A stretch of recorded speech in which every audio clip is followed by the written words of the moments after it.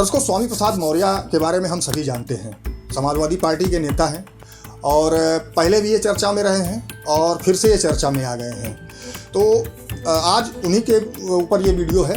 पहले भी हमने इनके ऊपर एक वीडियो बनाया था।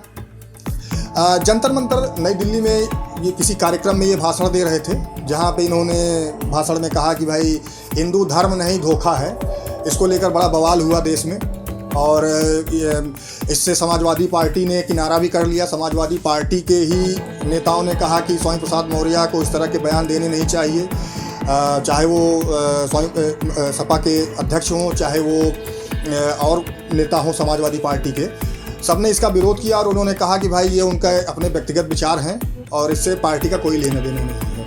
लेकिन पहले भी ये चर्चा में थे जब इन्होंने इनके द्वारा और इनके सहयोगियों द्वारा रामचरितमानस की प्रतियां जलाई गई थी। तब भी इनके ऊपर प्रतापगढ़ में FIR हुई थी, जिसको लेकर ये माननीय उच्च न्यायालय गए थे। उच्च न्यायालय ने इनकी याचिका को खारिज कर दिया और अभी हाल ही में माननीय उच्च न्यायालय इलाहाबाद खंडपीठ लखनऊ में इनके जो सहयोगी थे, उनके सहयोगियों के ऊपर रासुका भी लगी थी। रासुका क्यों लगी थी कि सार्वजनिक स्थल पर रामचरितमानस की प्रतियां जलाई गई थी, जिसमें FIR हुई थी और FIR होने के बाद उन सभी के ऊपर रासुका लगा दी गई थी। तो उस रासुका लगाने को लेकर इन्होंने माननीय उच्च न्यायालय के समक्ष याचिका दायर की थी। तो आगे इस वीडियो में हम बताएंगे कि जो याचिका उन्होंने दायर की थी उसमें माननीय उच्च न्यायालय ने क्या कहा और क्यों एक टिप्पणी करी। तो दर्शकों, स्वामी प्रसाद मौर्य जी और उनके सहयोगी ये सभी लोग चर्चा में रहने के लिए हमेशा ऊट पटांग बयान देते रहते हैं। ज़्यादातर क्या ये हिंदुओं के विरोध में ही बयान अभी तक देते आए हैं। चाहे वो आप देख लीजिए कि रामचरितमानस की प्रतियां जो इन्होंने जलाई और अभी इन्होंने दिल्ली में जंतर मंतर पर जब भाषण देते हुए कहा कि हिंदू धर्म नहीं धोखा है।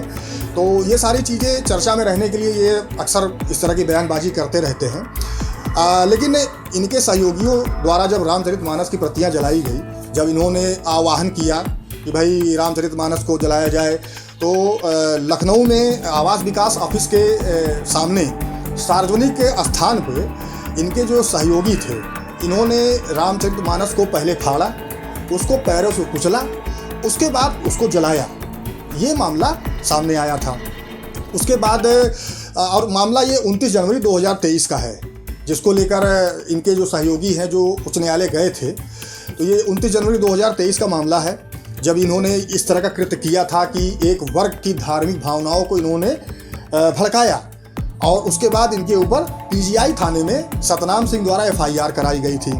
FIR कराने के बाद इसमें रासुका लगी थी।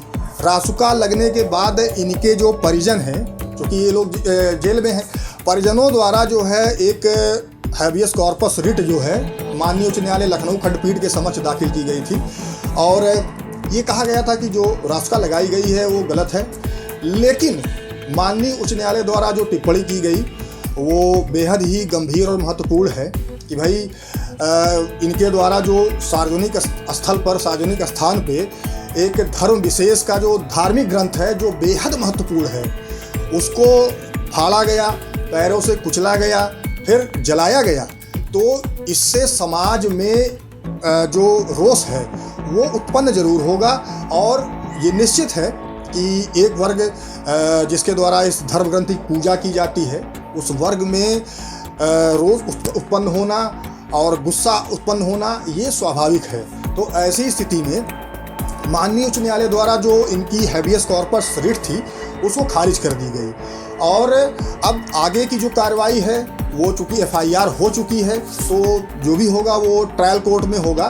फिलहाल स्वामी प्रसाद मौर्य को भी माननीय उच्च न्यायालय लखनऊ खंडपीठ द्वारा राहत नहीं दी गई थी और उस समय भी माननीय उच्च न्यायालय द्वारा टिप्पणी की गई थी कि भाई इनके द्वारा स्वामी प्रसाद मौर्य के द्वारा जो कृत्य किया गया है वो बेहद ही गंभीर कृत्य है और एक वर्ग की धार्मिक भावनाएं इससे भड़कती हैं। और वो हुआ भी कि जब इनके द्वारा ये रामचरितमानस की प्रतियां जलाई गई तो पूरे देश में एक उबाल उत्पन्न हो गया और इससे कई जगह जो है विवाद भी हुए इनको लेकर, लेकिन समाजवादी पार्टी द्वारा बराबर इनके जो बयान है उससे किनारा कर लिया गया। जैसे कि इन्होंने अभी जंतर मंतर पे जो कहा कि भाई हिंदू धर्म नहीं, धोखा है, ये व्यापार करने का एक जरिया है। तो इस तरह के जो भाषण इनके द्वारा दिए गए, तो इनकी ही पार्टी में लोग इनका विरोध करने लगे हैं। लेकिन अब ये विरोध कहाँ तक सही है, कहाँ तक गलत है, ये तो इनकी समाजवादी पार्टी के लोग ही बता सकते हैं।